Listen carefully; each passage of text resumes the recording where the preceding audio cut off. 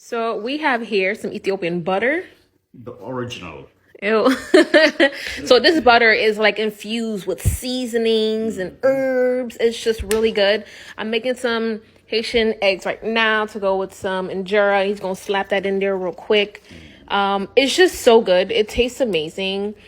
And like we said, Haitian and Ethiopian food mixed together, That's the best thing in the world. top tier. Just like you said, right?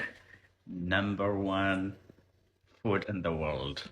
Top tier. I'm gonna show you how it looks like at the end. Just heated up the injera. Look at that. Looks so good. So good. Don't mind the tomatoes. Like, Tom randomly threw them in last minute, so don't come for me. Don't come for me. Gotta grab it up like that. No. So mine is with the So good. Delicious.